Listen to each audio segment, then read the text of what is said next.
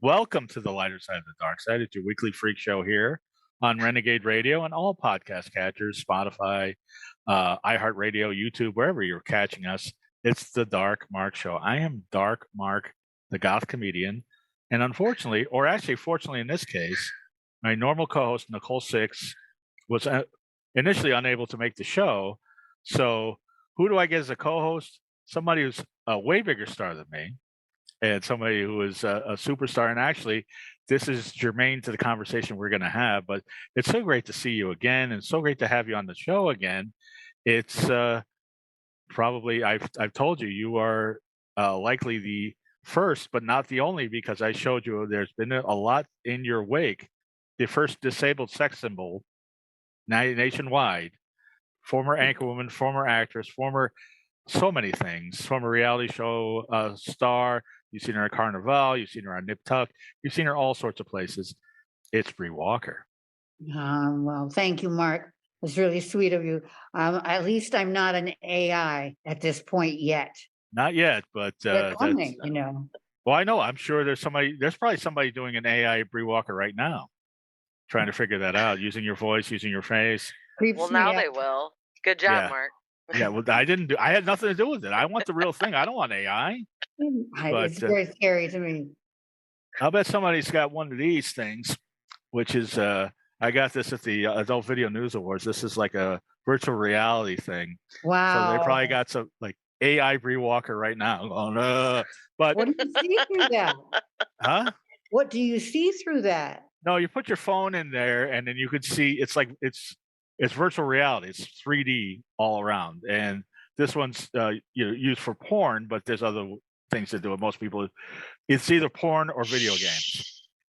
Cordy. Yeah. Well, somebody's shushing us, and that's our guest today, and she is quite. That's my bad. I'm sorry. No, that's okay. That's fine. That's fine. Somebody entered the room, I think. No, I know how it is. I know when it's. I don't have anybody here, but I know there are people that we've had recording that people have popped into the room. Two teenagers, a dog, and a life partner, and the teenagers are less than thrilled that I've taken over the living room to record. I'm sure. So, anyway, we're going to talk because Bree is, as people know, is a disabled advocate. One of the people that is responsible for the passing of the Americans for Disabled Act, which George Bush passed, and Bree was there for the signing.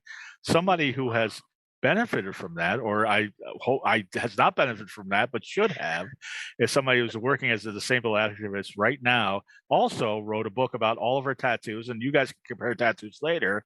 And has done so many things. It does so many things. She's Nerdzilla. She's somebody who has.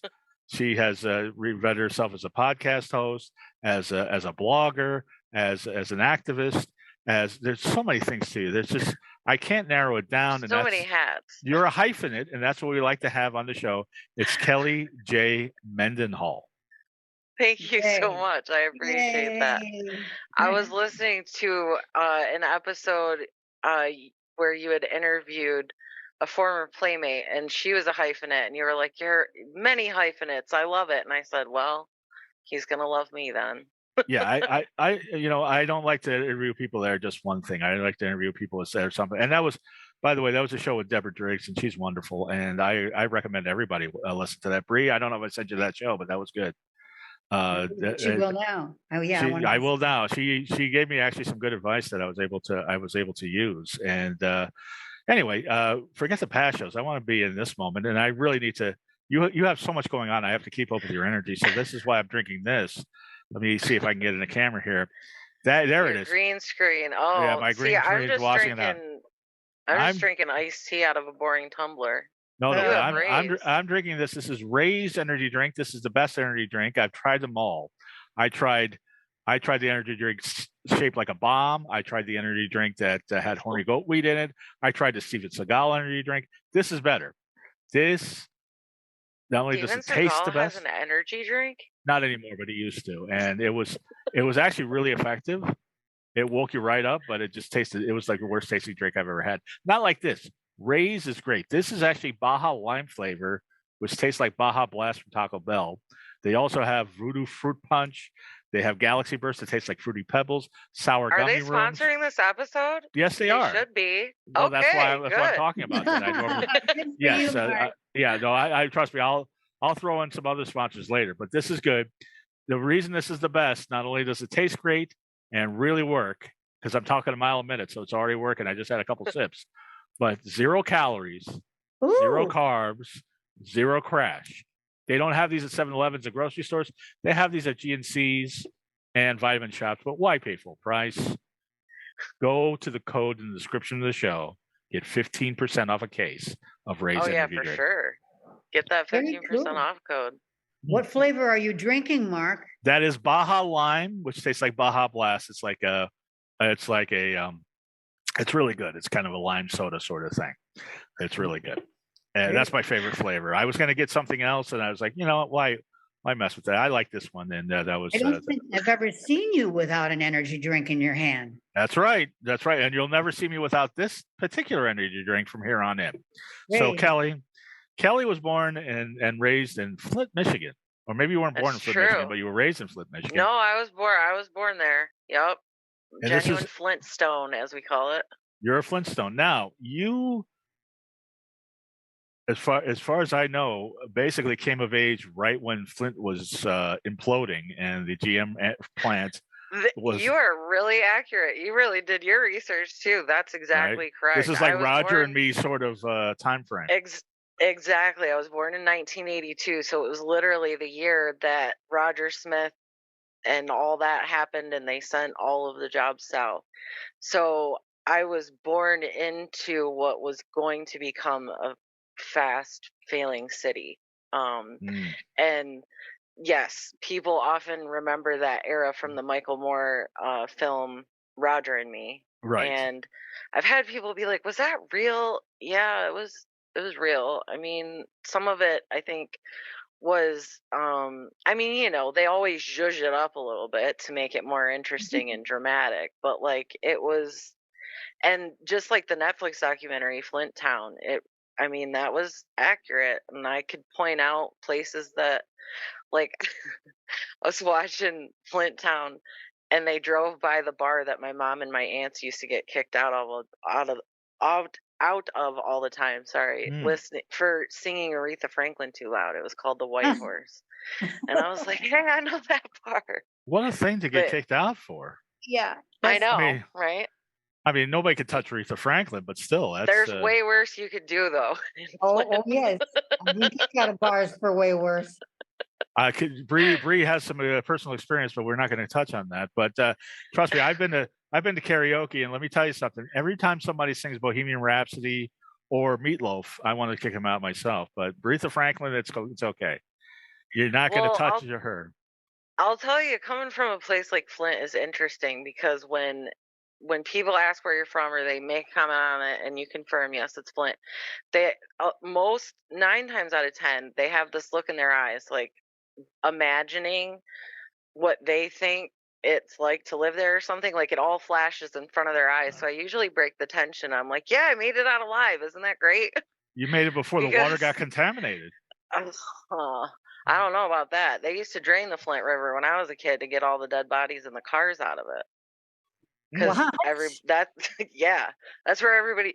So imagine my surprise when I heard that they had supposedly cleaned it up enough to drink out of in the first place. I had my doubts, is all I'm saying. But yeah, the Flint River was, when I was a kid, I think once a year they would like drain it down so they could find the cars and the dead bodies.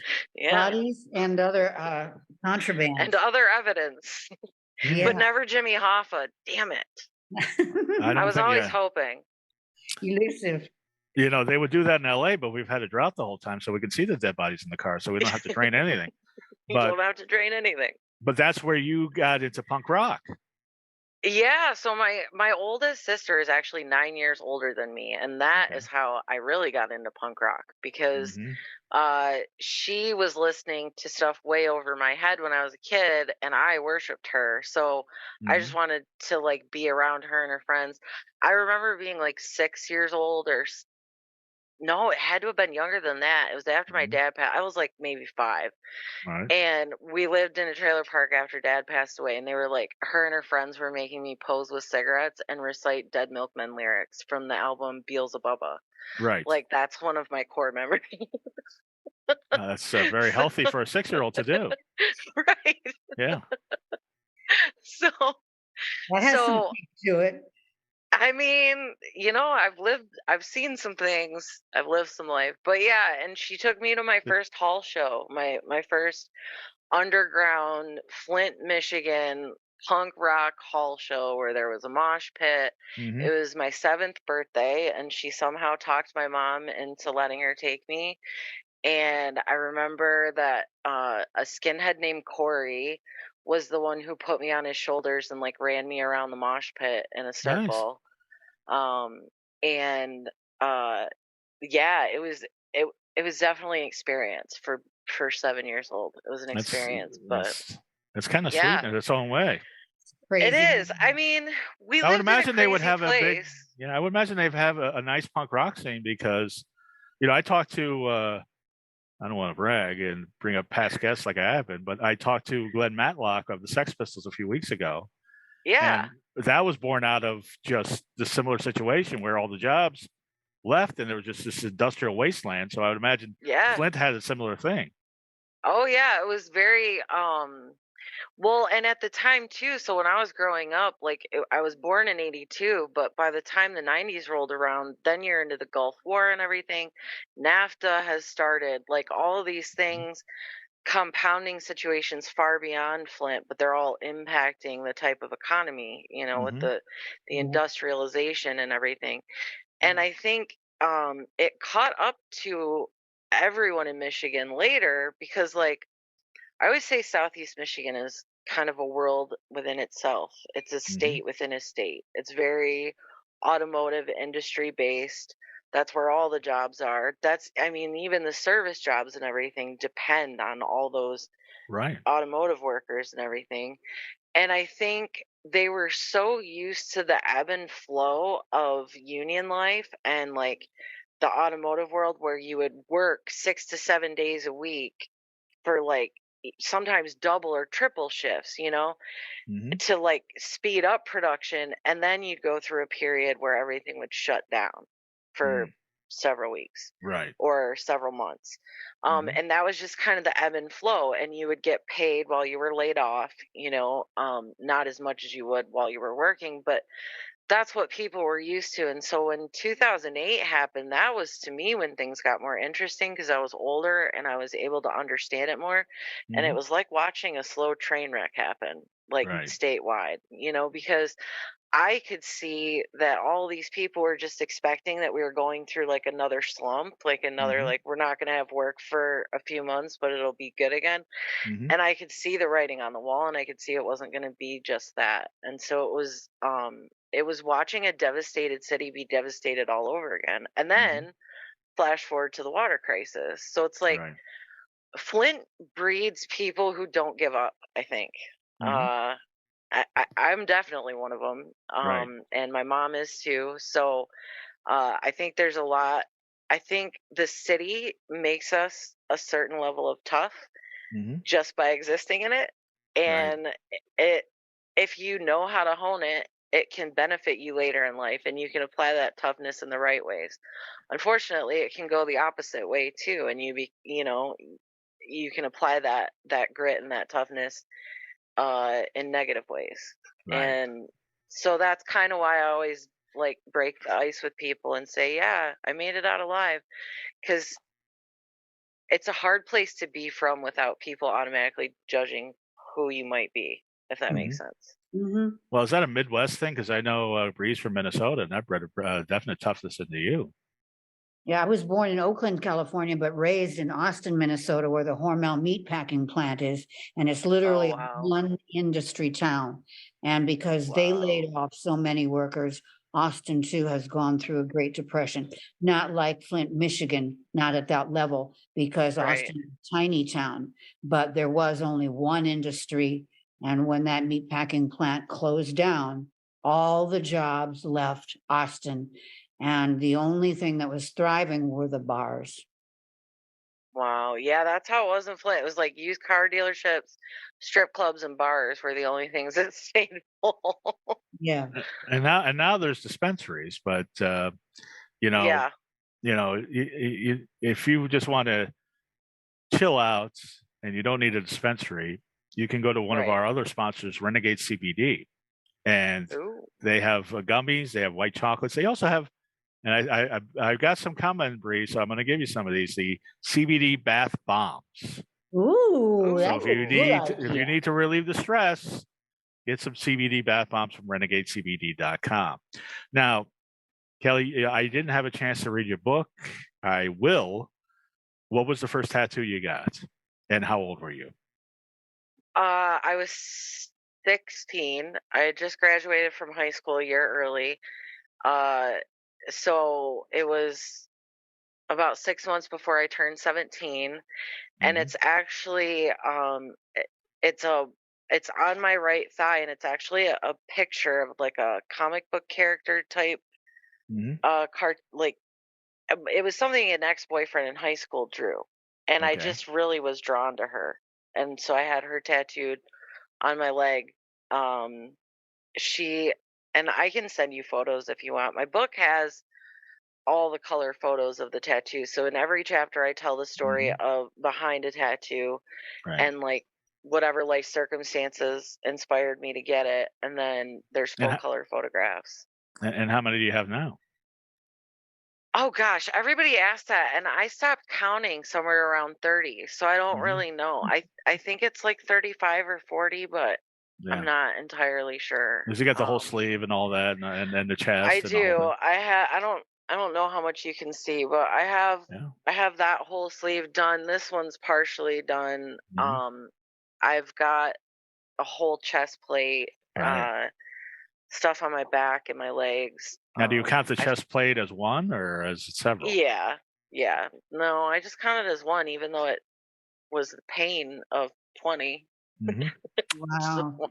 And she's got you beat, Bree, so far, but I Oh, know that yeah. you're catching up. My tats are not very many, but they're in strategic places. I'll well, say. it's funny, but like in my I always say in my former life, before I was disabled and then when I was working full time and stuff, I used to actually give talks at different places, Rotary groups and things like that, um, about my tattoos. And I would always say that my body told my life story if you knew how to read it. Mm-hmm. Mhm. And then flash forward to 2017, all of a sudden I become medically disabled and I can't move. Right. And I was eating a peanut butter and jelly sandwich one night on the couch because I couldn't make myself any food or anything. I couldn't stand up for any length of time.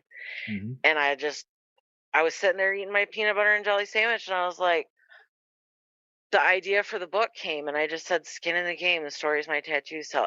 At first, I just said, "The stories my tattoos tell," and then my friend Amber, who's also an author, said, "You should add skin in the game before," and I was like, It's a great, nice touch. so Really yeah. good title. Now, I've heard you on other podcasts say that, um, and I really, I am curious how you got from Michigan to Tennessee, but you were saying how you've been discriminated against because of your tattoos at workplaces. Is that Yes. still a thing? Because everybody I know has tattoos. Like everybody. I'm the only one that doesn't. I It's feel still discriminated a against thing in a lot myself. of places. No, I think it depends on where you are, but yeah, in Tennessee, I had a couple jobs where they didn't care and I could show my tattoos all I wanted, and then I had a couple. The last job I had working out in the world, I had to wear turtlenecks Mm-hmm. even like in the middle of summer to and or sweaters or whatever to cover Cover all of it. because yeah, if I had like a dress shirt on, you'd see some of my chest plate. So they Mm-hmm. no, gotta have the like high collar. Yeah. And I don't think it should be a thing, but it's a thing. I think it's being less of a thing, honestly. I mean, well, I live in LA, so that's maybe a whole different thing. And Yeah, LA is but its own world too, from what right. I've heard. But I think, well, especially I think the last 10, 15 years, People that don't have tattoos, such as myself, are the minority now. Yeah, that They really seems are. like, I like to call folks with no tattoos plain skins. Okay, well, I am a plain skin. I'm a plain skin, and How'd you come up with the name Spooners? Oh, spoonies. So that's from the spoon theory. So I write a lot about the spoon theory, and I can never remember how to say her name correctly, so I'm not going to butcher it.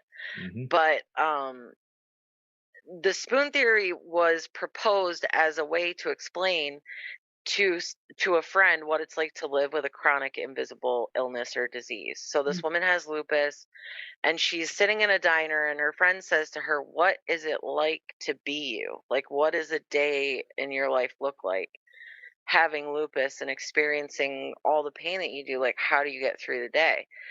And no one had ever asked her that before. And so they're sitting in this like diner. I don't know. It was in the North Pacific Northeast, I think, maybe in New York. But they're sitting at a diner, and she grabs all of the spoons from the surrounding tables and holds them and hands them to her friend like a bouquet and says, "Okay, you have lupus." And she basically said, these 13 spoons represent all of the energy that you have to get through the day.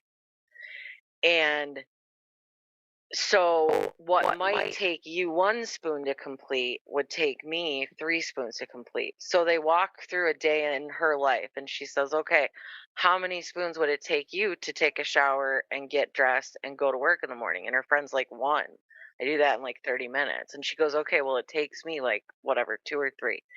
And so they kind of went through that process, and the spoons are going away one after the other. And at the end of the thing, it's not even the end of the day, and she's out of spoons. And the original author, it's Christine, it starts with I think it starts with an M, but the original author said, "Okay, so this is what happens to me a lot. I get to the end of the day, or I run out of spoons before the end of the day is even here. So now I'm operating negative spoons. Now I have negative energy. And so that's going to cause a pain flare. It's going to cause these symptoms to happen.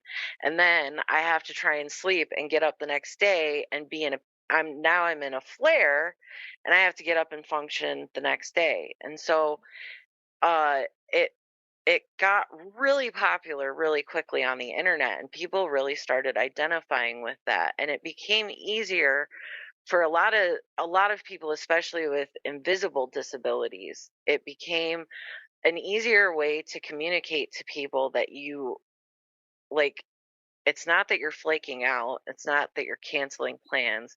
You literally don't have the spoons left to to meet and have dinner or have that phone call you planned.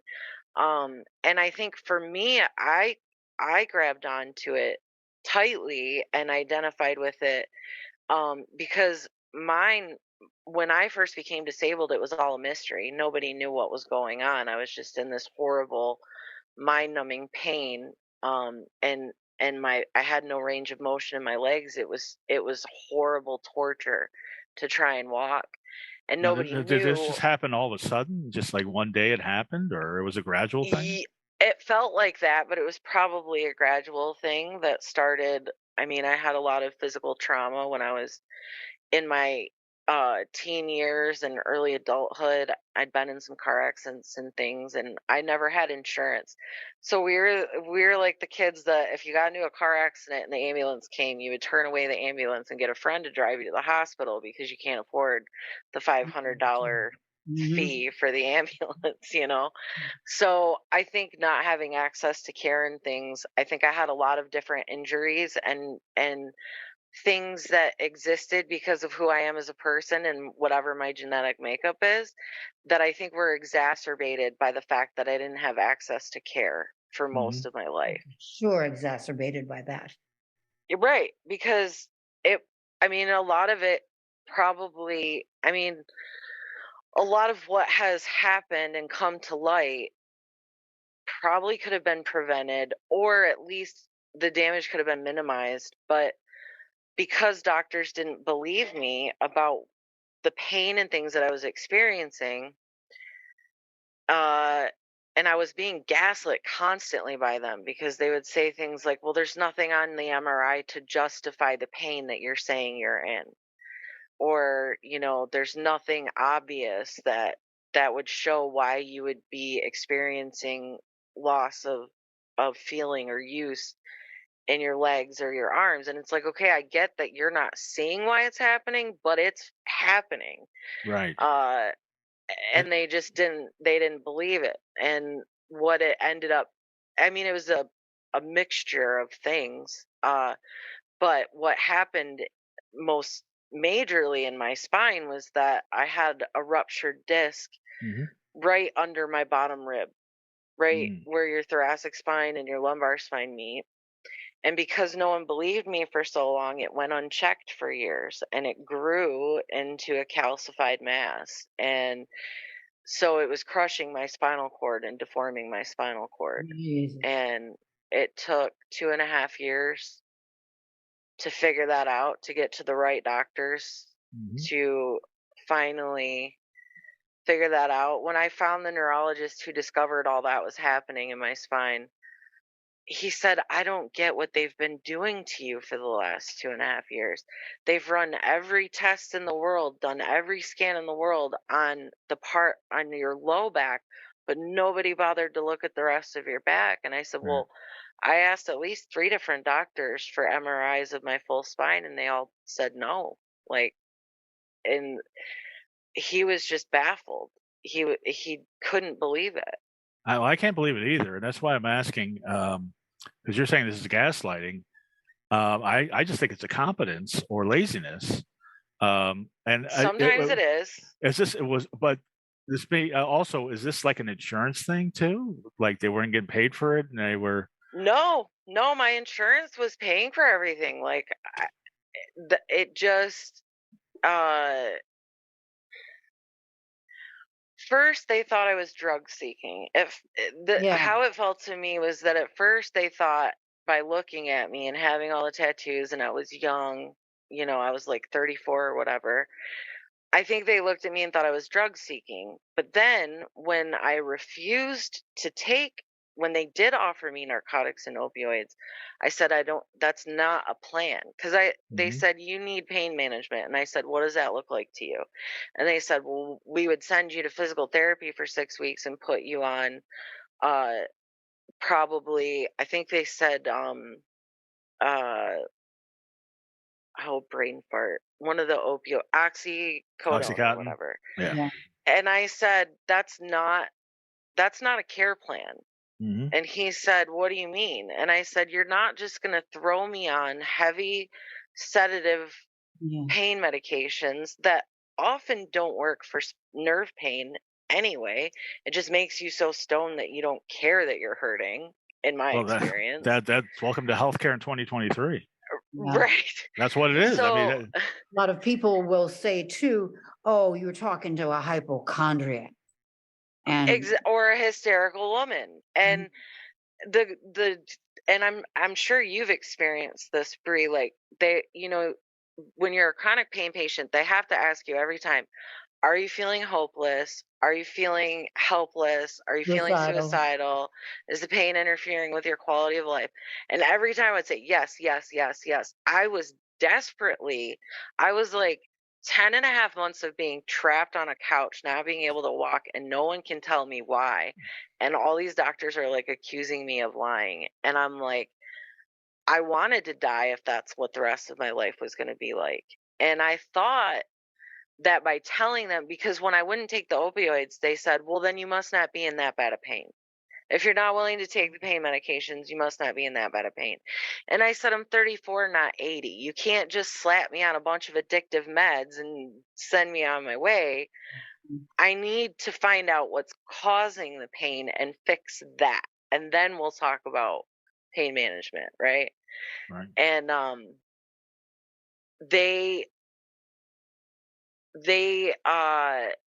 yeah, they couldn't pick which lane they wanted to be in. I was drug seeking, and then I was like an obstinate patient, a non-cooperative patient.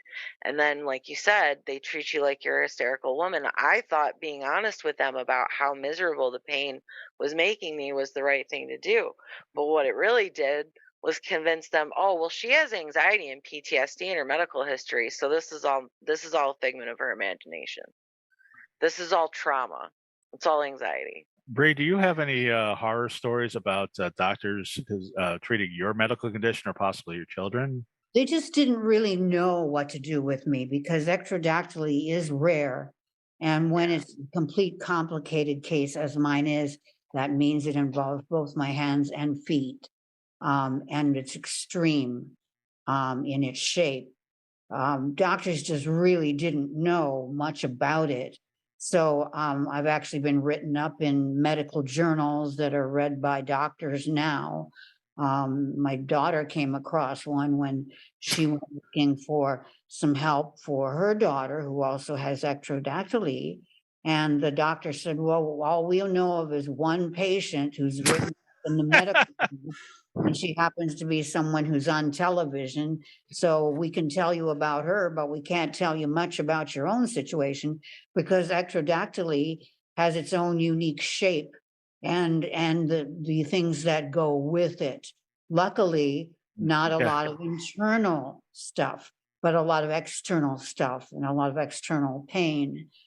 Trying to shove my feet into shoes that are meant for Oh conventional God. feet, and the arthritis that comes with the aging How process. did you deal with that while you were a media personality? Like were you constantly trying to force yourself into like clothing and shoes to look presentable or whatever on TV and just sitting there in pain? Like what was that like?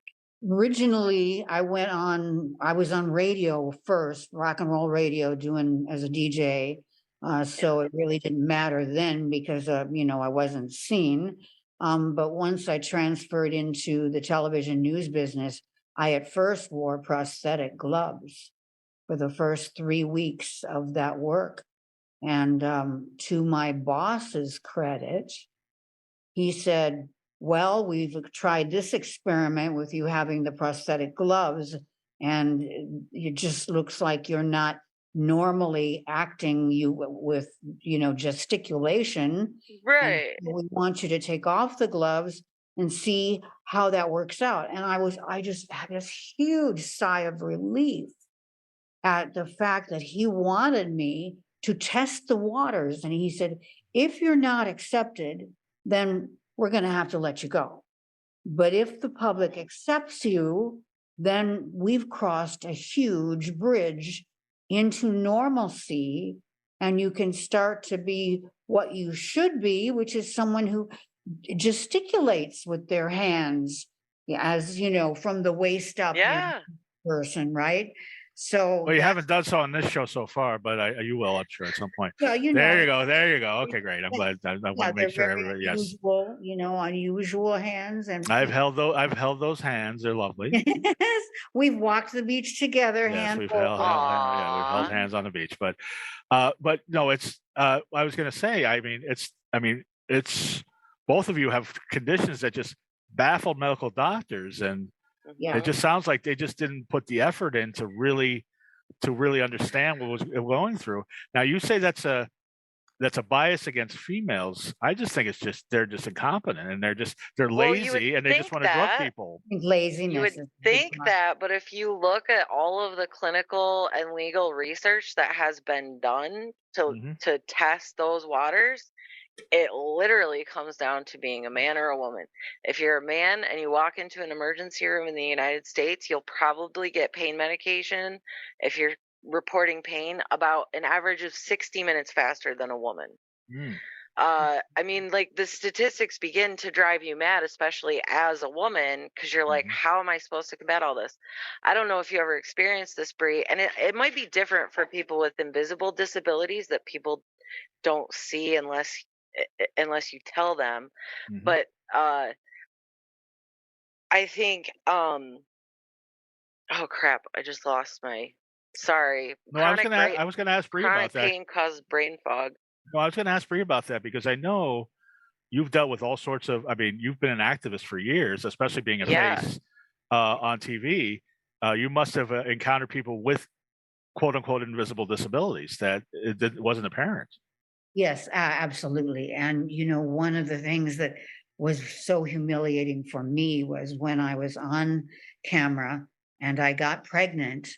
There was a radio talk show host who decided to make me an example of how you shouldn't be allowed to be pregnant if you have an obvious physical deformity that is known to be congenital and could be passed along to your child, which in my case was with both of the children. They have and by the way, a really shitty radio host, Tom Likas, you suck. But go ahead. And it was Jane Morris who was filling Well, he's in. no longer on the air, but he still sucks. Go ahead. Yeah. He does, in my opinion. Horrible. And anybody who filled in for him was of what the a same dick. ilk. So This dude had a radio show where he taught guys how to pick up on girls. The guy's disgusting looking. The guy's like a 300-pound. He looks like Jabba the Hutt. Is he an incel? Because that sounds like the recipe for an incel. No, he hasn't been on the air for like 20 years, but he sucks. But go ahead. I didn't mean to mention him. But yeah, but there were articles in the LA Times about it too. I mean, there were.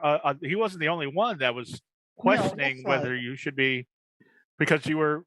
I shouldn't mention him either, but you were married to Jim Lampley at the time. It was a very high-profile coupling, and you guys were actually the inspiration for the movie Anchorman because you both were anchor people on the same newscast. That you were. That's where the inspiration for that movie came from. Yes. You are just too cool. You have the coolest repertoire. Thank you. Well, I really wanted you two to meet because you two are very cool. I love it. Like I'm so excited that I'm the least interesting person on the show. Come on. You're at least as interesting as us. You're here. I don't know about that, but you got us here. But when you were an activist, now do you have a story about somebody that had a disability that wasn't apparent, Bree? So I actually was an accidental activist when it came to this stuff. I didn't mean to be. Yeah. I actually have two friends whose mystery diagnoses I helped get solved by advocating for them with doctors. And one of them has a Chiari malformation, which means that her brain is too big for her skull, and it was pushing out of her skull and pressing on her spinal cord and causing a bunch of different problems. Wow. And of course, everybody had been telling her for years that she was just fat and had migraines. You have menstrual migraines. You're too fat. And it turned out it got pretty bad. And they never did an X-ray or brain scan? No. Wow. No. MRI would have shown that immediately. And it was just like, I don't know. It was frustrating.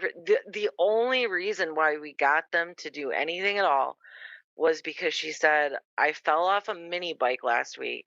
And the nurse said, did you lose consciousness? And she said, no, just pride.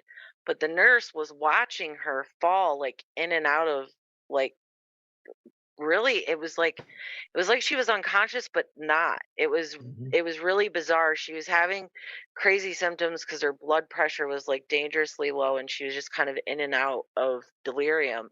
And I pulled the nurse aside and I said, I am her best friend, and I know her medical history and I know her cycle. We're on the same cycle. It's a whole ass thing. Like, I know something's wrong. She might not have lost consciousness when she fell last week, but it wasn't like her to have that happen either. Can you please talk them into doing something, a scan? And the nurse talked the doctor into getting a CT scan, and that's how they found it. And they had to like take her by ambulance to another hospital. And so that was the first time. And then the second time, it was a neighbor. I had moved to Nashville for what I thought was my dream job in 2013. And I got laid off like less than a month into it because they lost their funding, basically. And so all of a sudden I'm in a new state, unemployed, like freaking out. And my neighbor upstairs, her dog and my dog became best friends. And through the course of our friendship, I started seeing all these things. Like, she would have delirium, she would sometimes fall, she would have falling spells. She's very, like, I'm not saying that the doctors weren't right to consider her weight as a factor, because she was very morbidly obese. However, it was too easy for them to just say, "Oh, she's just fat," right? Right. "Oh, you gotta lose weight. You gotta lose weight." Well, what was actually happening? And again, I had to talk to a doctor. I said, "Look, I'm with her every day. She lives above me. I see these things happen. She's losing her vision. She's falling. She's fainting. She's delirious and says nonsensical things. There's something going on. Just look at it, please." And the neurologist did scans, and she had, her spinal fluid was not draining correctly. So it was building up. It's called like pseudotumor. So the fluid builds up in your skull and creates pressure on your brain, and it's pressing on different parts of your brain. So it starts to affect different neurological systems. And they had to put a shunt in her brain. And as soon as they put the shunt in her brain, all of the headaches, the delirium, the falling, all of that stopped. Those two things happened within like the 10 years leading up to my disability. So I had had some practice with it working in the nonprofit sector with under-resourced communities. I advocated for them a lot. So I had to apply a lot of what I knew from real life experience to my own case once I found myself in that position. And I wanted to say, you mentioned laziness. Sometimes doctors are lazy, but more than that, a lot of doctors are very narcissistic. They don't like to admit when they don't know the answer to Right. something. So a lot of times, instead of I have that saying, experience too. it's very common, I think, that instead of saying like, "I don't know how to help you," or "I don't know what's wrong," they'll just say, "There can't be anything wrong because you're fine, and I don't see it, so it's not there." And it was a doctor who said to me 11 months into my journey, he said, "You're not crazy. I believe you. Your pain is real. You are a complicated case, but you're not an impossible case. And I promise that if you don't give up on you, I won't give up on you." And he saved my life by saying that. And he was the one who started referring me to dozens of different specialists to try and figure out what was going on. But if you don't have a doctor who gives a shit, Right. you Well, know, that's where we're at right now. That's where we're at right now. That sounds that guy sounds like you lucked out. I did luck out. I did. One of the things that happened to me when I was pregnant and working in New York City, on the news there, was that because I was getting specialized examinations at Mount Sinai Hospital in New York, they were really as forward thinking as you would expect it to be because of where it is, right? They're dealing with AIDS babies. They're dealing at that particular time. They're dealing with all kinds of strange anomalies with birth events, and they encouraged me to have an abortion. Encouraged me, which I found offensive.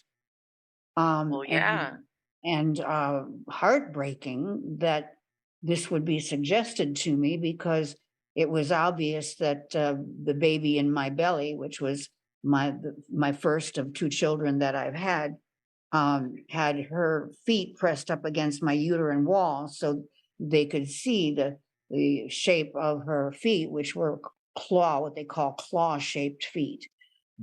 So they tried to convince you to abort because of her feet?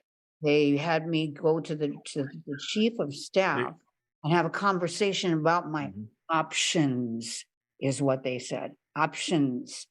And so, and then fast forward to when I worked in Los Angeles at Channel 2, and I was being seen by Cedars-Sinai Hospital with my second child.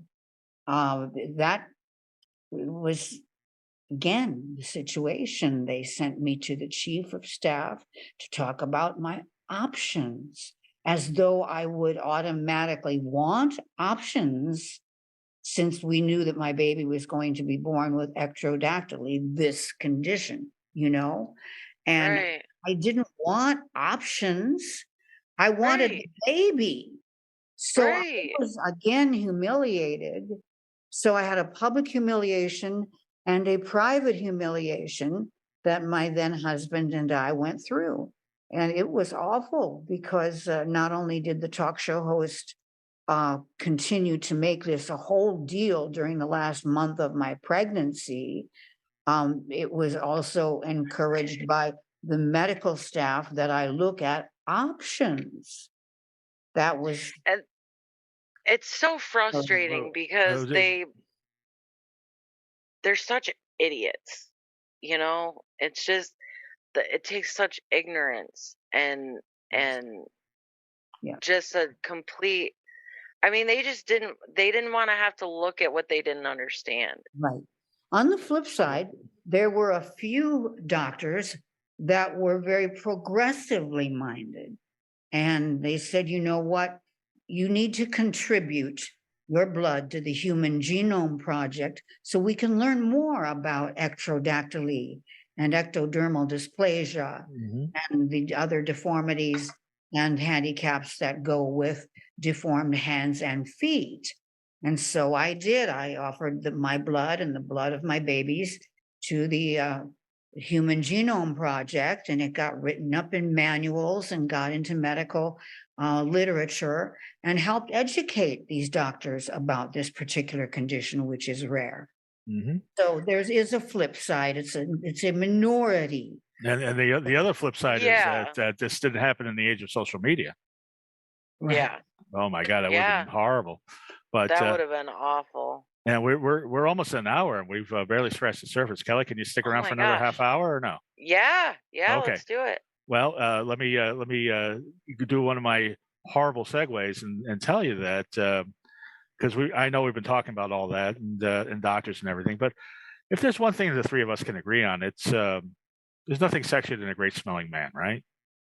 That's yeah, true. we love great smelling. That's very men. true. Well, I will tell you, if you're a man, and our audience is predominantly male, and you want to smell great and you want to attract women, get Tactical Soap.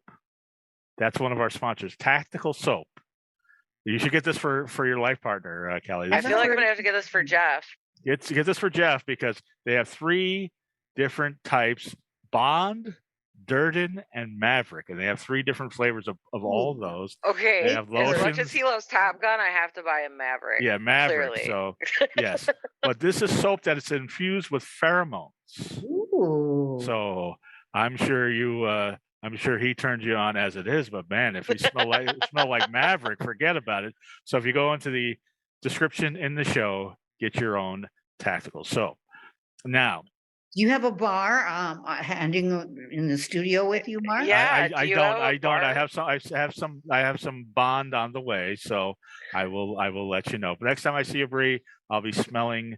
You'll get those pheromones. That's where I was going. So yes, so you but I mean, your background's in marketing, and obviously now you have such a social media presence, Kelly. My background was in nonprofit administration and fundraising and grant writing, and I took all of that and applied it to social media. I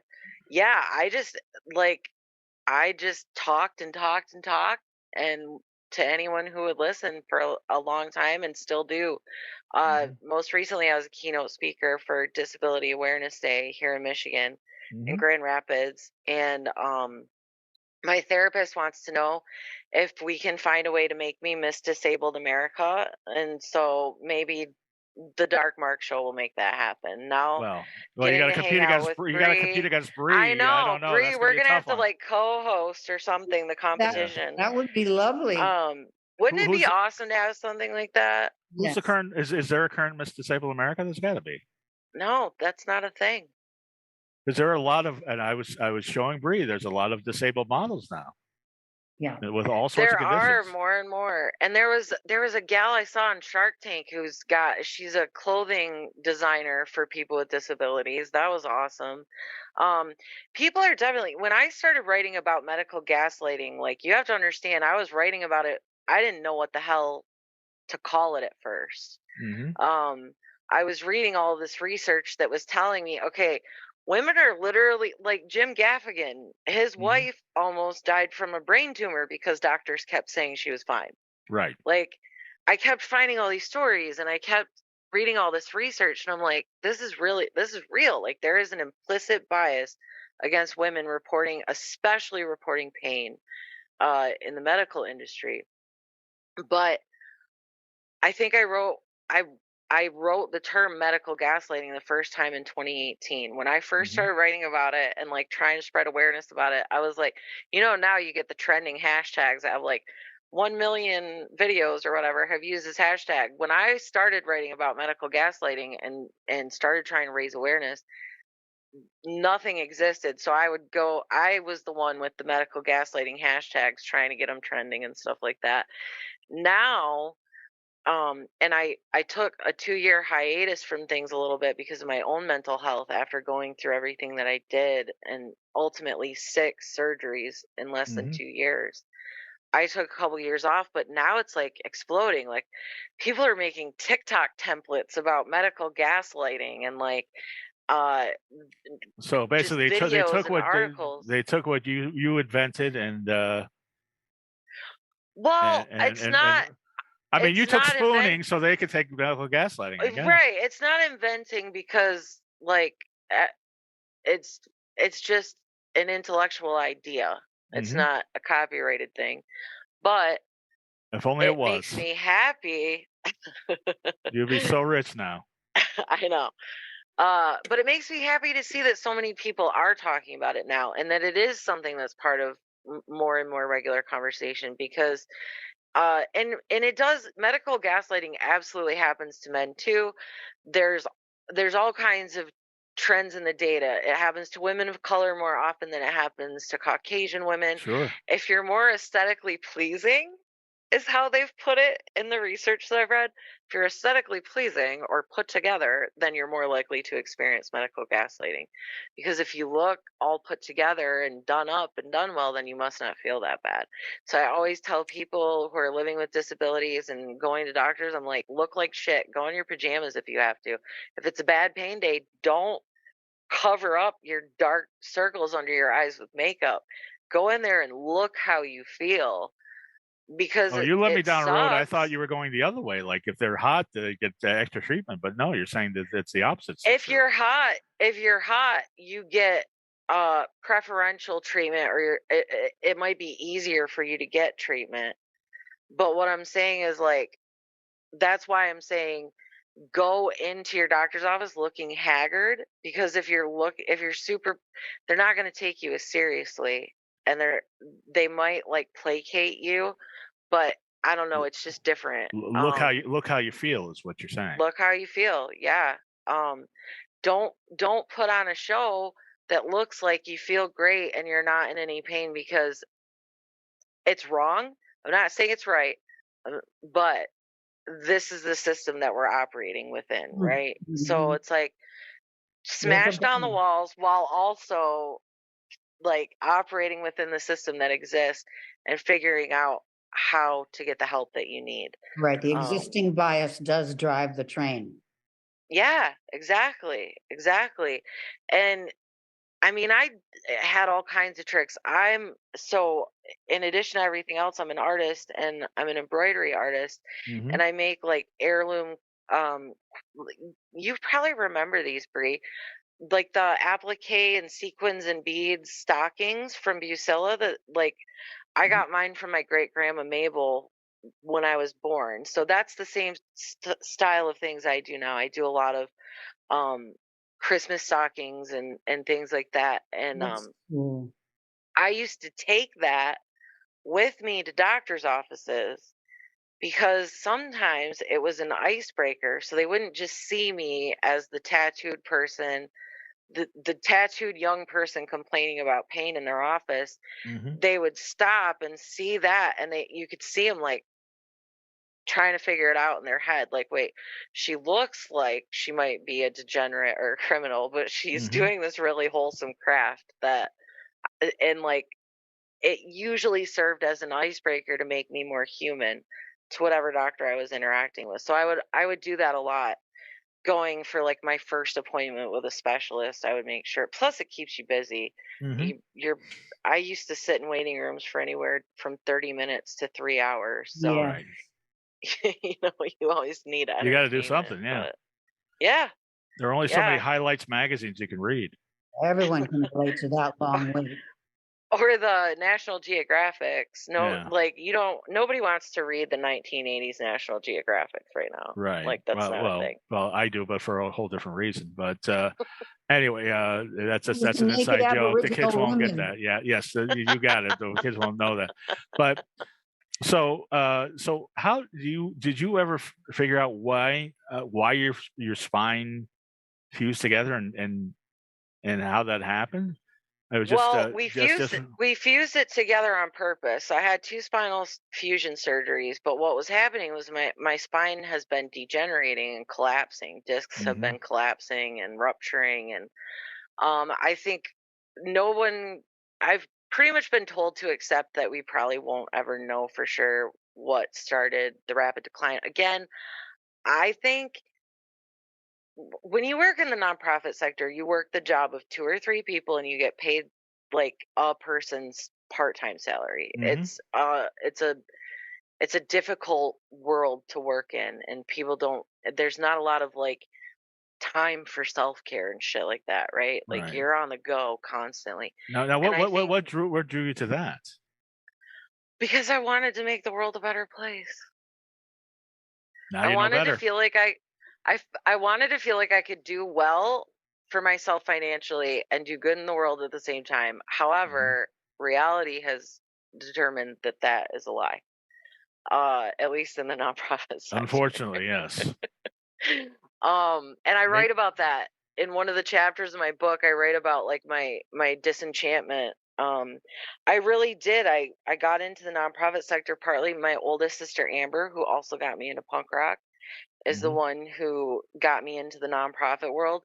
Mhm. And I was always very like social political, active. I went for my first protest with my sister when I was like 7. Mhm. I was always about the underdog, and I was always about fighting for what was right. And there are a lot of things in this world that I think are not right, and a lot of people suffer because of them. And I Mhm. wanted to feel like I was working in the sector that would allow me to have some kind of long-term positive impact. Uh, what actually happened is that I ran myself into the ground, I think. I Mhm. think I burned myself out. And between college and grad school, and then my career in nonprofit, together with not having access to care, like preventative care, I never had access to anything like chiropractic or anything. Mhm. Not having access to preventative care or consistent medical care, all of those things I think combined to create a trifecta of um, unfortunate events. Well, That, from what I that understand, you were not only doing more work than anybody else, and I can relate to this. You didn't have kids, so you were always the one working on yeah, weekends. So I definitely can relate to that. But also, yes, the disparity between the men and the women was, and there's a disparity in almost every field, but it was even yeah, more at the nonprofit than usual. yep, yeah. And it was really gross, like how much nepotism there was in the Mm. nonprofit sector. Like part of me wanted to go into the nonprofit sector because I thought I would never be able to survive the corporate world because I was just like, I hate dealing with fake people. I hate pretending to respect people that I don't respect. I hate cubicles. Like, I'm not super good at authority. I was like, I just feel like I'm not going to be able to fit into like a traditional job.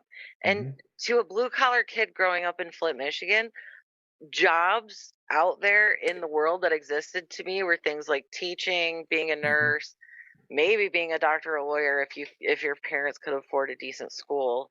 I didn't think about, and 20 years ago or 10 years ago, there were a lot of things, a lot of people make money now doing things you couldn't do Right. 10, 20 years ago because of the technology. Well, I mean, luckily, being yeah. able, being able to, I mean, I'm able to reach a much wider audience, and I think, and I hope positively impact way more lives now than I was when I was working the front lines of the nonprofit sector. Sure. Because now I can help other people feel left alone or less alone, and I can help them feel less alienated. And um, I've seen feedback from people who come to like my keynotes or whatever that say things like, she made me feel like somebody understood me, and she made me feel like I could survive what I'm going through. And if I can do that, perfect. My like that's what I ultimately That's want out of life. fulfillment. Mm-hmm. Yeah. I just, if I can make a positive impact and help just some people feel less alone and less afraid. It's really friggin' scary to be in that much pain or that sick and not know what the hell is going on.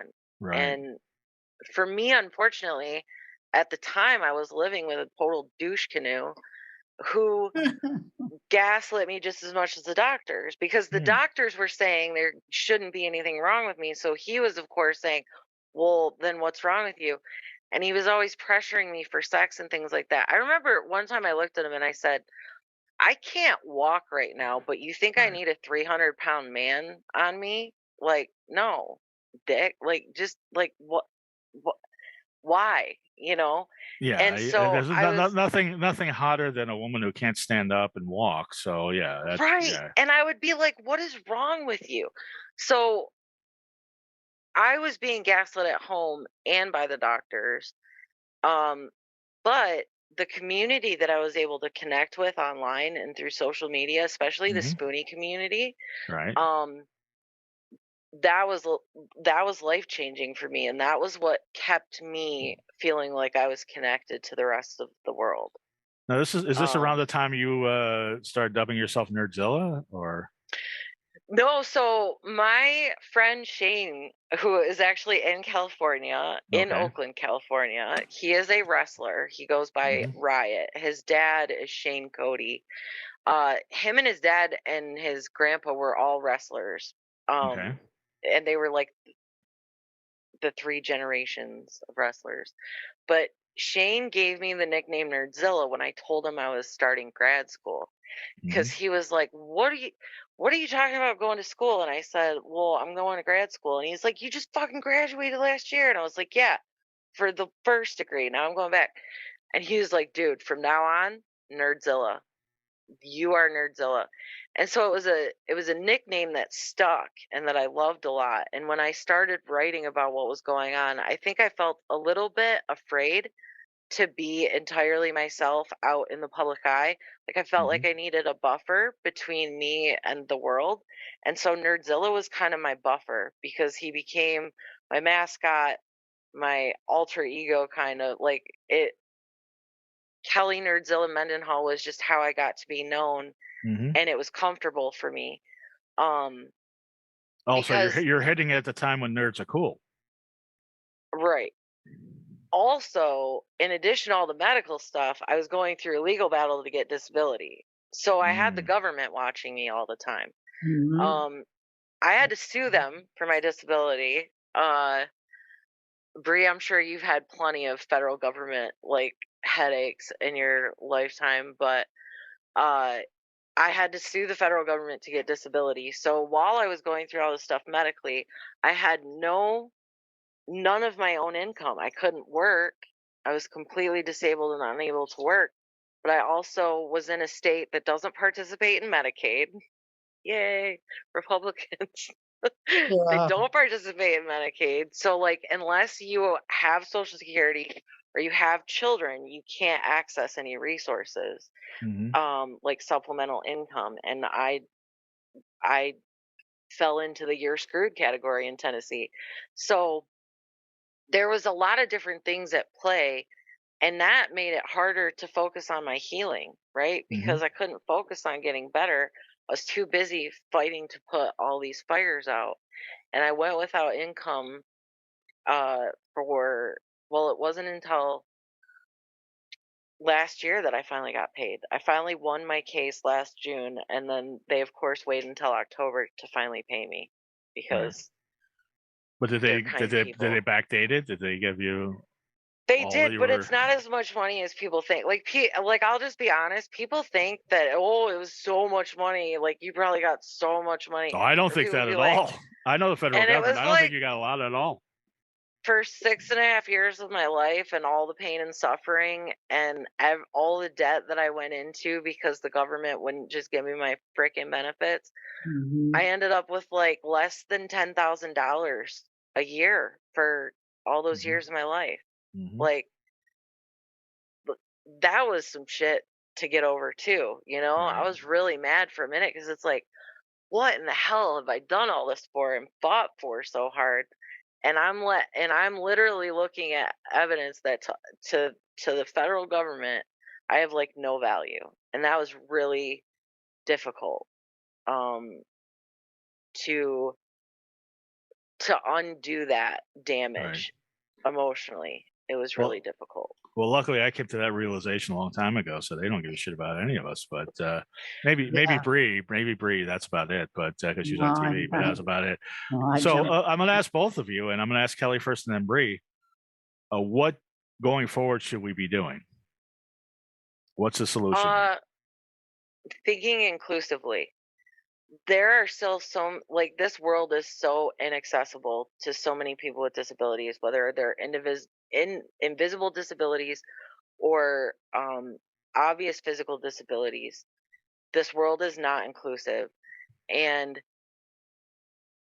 there is a big difference between going into a public space that tries to accommodate you versus going into a public space that is built for you.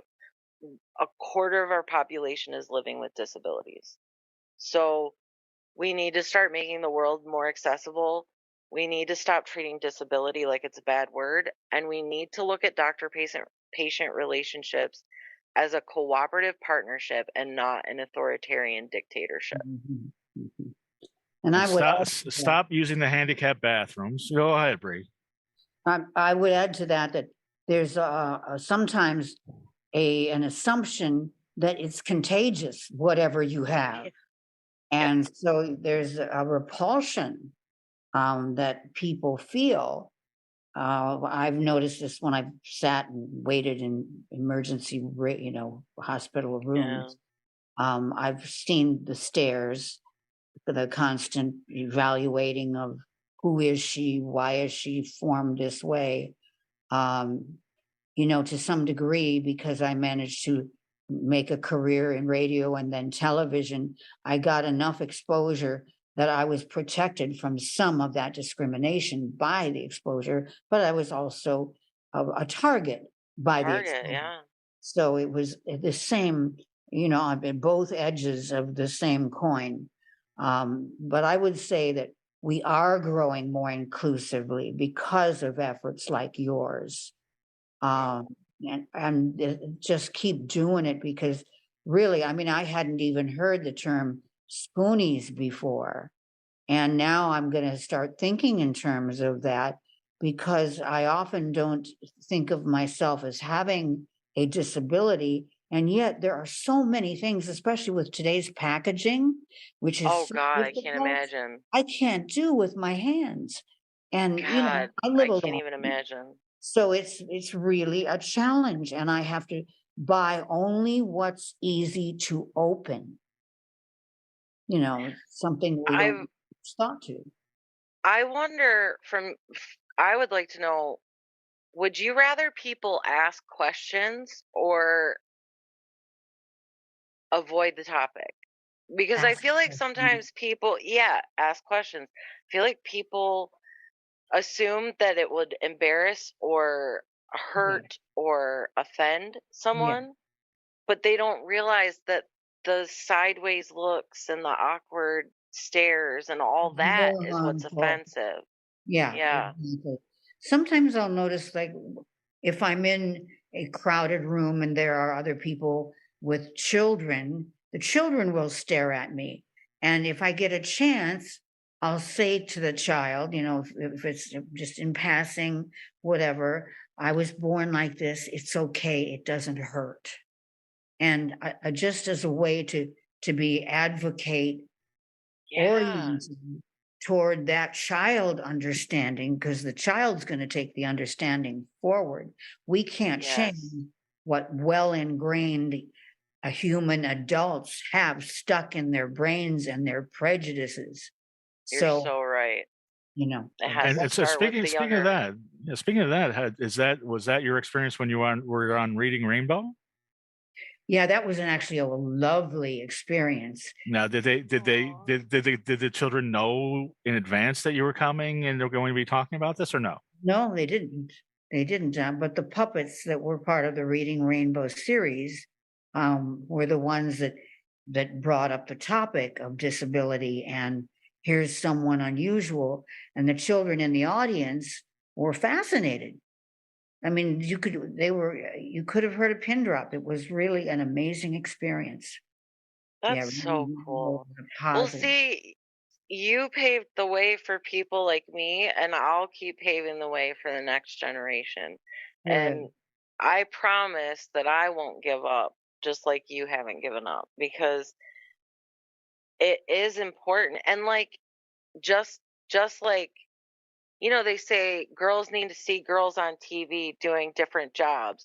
Mhm. Well, disabled people need to see heroes like you. Not all heroes wear capes, right?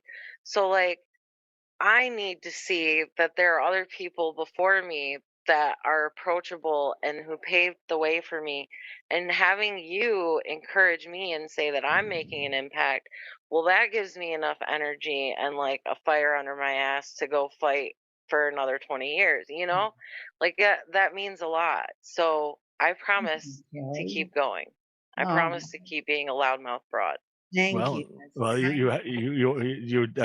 a loudmouth broad, there's nothing wrong with that, and kind. you've also, I mean, you're not, you've quit the nonprofit.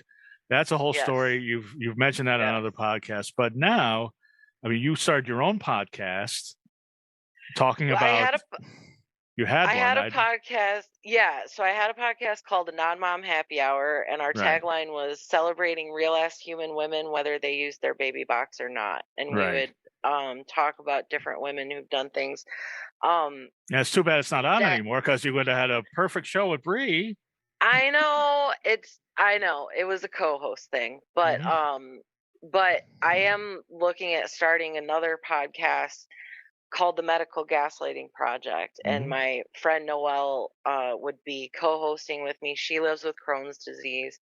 We Hmm. both have invisible disabilities and Hmm. illnesses, and we've both suffered a lot, but we have wicked senses of humor. Hmm. So I'm excited to work on that with her. And right now, my biggest project is the Affordable Art Revolution. Hmm. Um, I was, see, you beat my segue to it.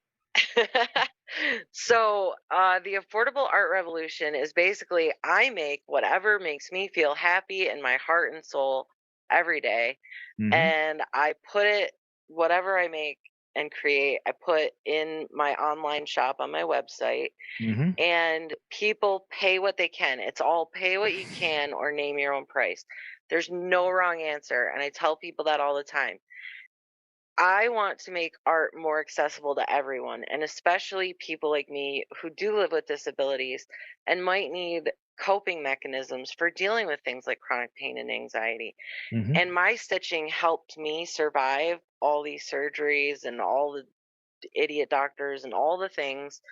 I survived because I kept creating. I was Hmm. writing and sewing, and I wanted to find a way that I could feel Like, I could supplement my disability income or even surpass and be able to tell the government, like, fuck you, I don't need your disability income.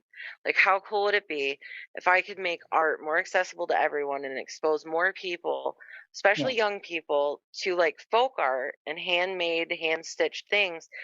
And then maybe more people would start to come into this world as a coping mechanism, and they could build their own, their own hobbies and make their own things. And why is art so untouchable for so many of us, especially on limited incomes, when art is supposed to be for everyone? It's supposed to be like part of the human experience, and something that brings everyone joy, but it's become this like elitist thing that you can't get a hold of.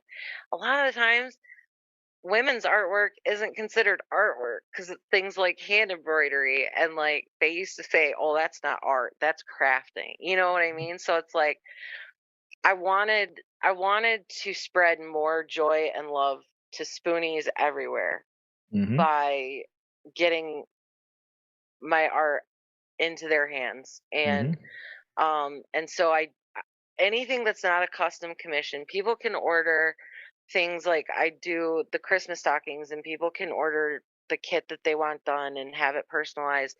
That I charge like locked prices for, but anything that I just make and put in the shop is all pay what you can. Um, and basically, people check out on the site for shipping and tax, and then which is like $5.99 usually. And then they can choose how much they add to my virtual tip jar. That's a good way to do it. Yeah. Now how's the pain now? How's the pain now? It sucks, but I live in Michigan, and so So you're out of Tennessee. I'm out of Tennessee and I'm in Michigan, which means I have plenty of access to medical cannabis. Michigan's legal recreationally and medically, but the advantage of being a registered medical patient is you can write it off as prescriptions. You can write off that expense. So, I manage my pain with anti-inflammatories, cannabis of all kinds, and muscle relaxers. And I actually go tomorrow. I currently have a collapsed disc in my back underneath where that spinal fusion is. And it's causing me a lot of pain and trouble. I had a few falls in 2021, and one of those falls I fell backwards into a bathtub, and I fell and hit my head and my back where the fusion is on the soap dish that's built into the wall. Oh no. So for 10 months, I was walking around afraid to move. I was afraid to move for 10 months because I kept hearing a clunking sound in my spine. And we were concerned that it was like the hardware breaking, but what it actually is it took 10 months to figure it out. My rib, my bottom rib, they had to chip away some of the bone to make room for the hardware in my spine. And I hit it just right. So now my bottom rib just likes to like nope out whenever it wants on my sternum. Like if I move the right way, it just pops in and out of place. So the pain is not great. And tomorrow I have a procedure where I have to abstain from all of my pain management tools, and they're going to put a nerve block in my spine. It's a nerve blocking medication. They're going to put it in my spine where they think the pain is coming from that collapsed disc. And for 8 hours, I have to journal what my pain does. And then at the end of the 8 hours, all the pain comes back. And then you have to do the test a second time. And then if everything works out, then I'll get a nerve ablation to try and hold off the next surgery. So, once again, I'm sorry I mentioned it. I guess pains is still there. Well, and that's the thing about chronic pain and illness is like I'm never not going to have a degenerated spine, and it's only going to continue to degenerate. But I can make the best out of my life as possible and have the highest quality of life possible. And so that's what I strive for every day. Like I'm in my fancy medical recliner right now. I've got like an electric button that'll lift me up out of it so I don't have to strain the muscles in my back trying to stand up. I mean, you find ways. I'm sure Bree has a million workarounds she has to apply to her life Yeah. to I have make to things get less creative painful. with all kinds of. Well, you both are inspirations to everybody disabled and non-disabled, that you guys are Aw, doing great work. thank you. I could talk to you guys all day, but it's been an hour and a half. I If you know, guys, it's crazy. when it goes by this fast, it's a good show. If you guys have any questions for each other, please. I don't want to. No, but Bree, is it okay if I link up with you on social media so I can stay in touch with you? Yeah, absolutely. Just, I'll give you my Awesome. email. Bree's not on social media, but you guys are both on the same email Okay. that I've All set the right. Zoom on, so you guys can communicate that way. Yeah, via email. Yeah. Well, I'm gonna email you then Gonna and make stay you off my social pen pal. media. Yeah, I had think If that's fair. had a bad experience with a guy a few years back, and I took Right. myself off social media as a result. Right. And haven't really re-entered the area of dating or being on social media. And it's isolating. It's an Yeah. isolating feeling to not be on social media, but it's not Yeah. safe for me yet. Well, Well, I'll email you pen Yeah. pals. You guys are BFFs now. Kelly, We are. one marketing tip you have for me, because I know that the show is fantastic. I want people to know about it. I just think we need to I think we need to get your podcast out into more of the podcasting groups on social media and things. Is I that what I don't need know to do? why, but Twitter, and I don't know now because it's a whole new world. Twitter used to be the way to grow podcast Really? listeners. It's a whole community there. Like when you get into the community of podcasters on Twitter, at least it was for me, it was a completely different community. There was Lady Pod Squad and all these different groups, and there were some regional groups, and everybody kind of looked out for each other. All right. So most of the growth that I had in my podcast, I mean, you're doing well enough. You've got sponsors and you've got Renegade Radio and everything.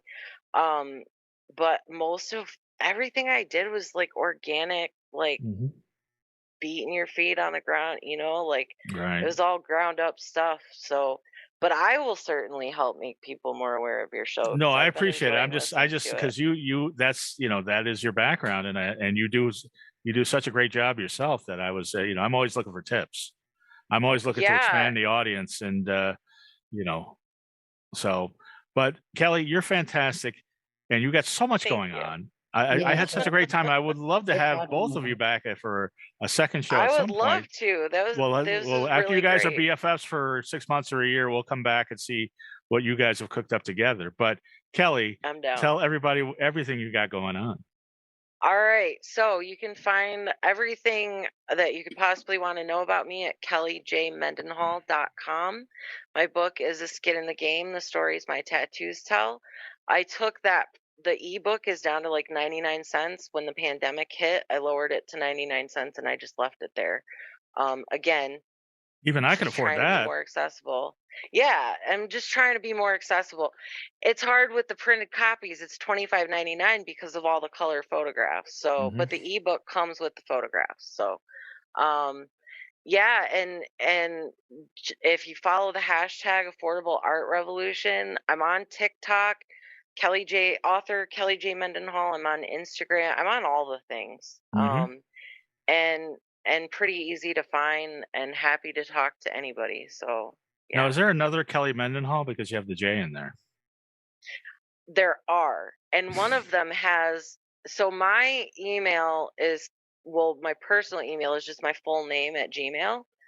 And I keep getting emails for other Kelly Mendenhalls about wedding dresses, flight reservations, all kinds of things over the years.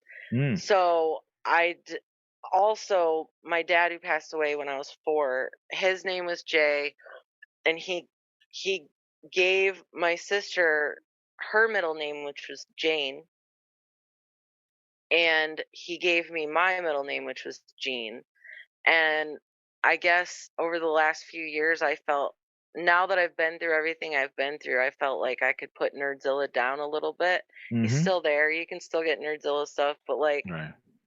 now it's just Kelly J. Mendenhall, and I don't feel like I need that buffer between me and the world so much. So Right.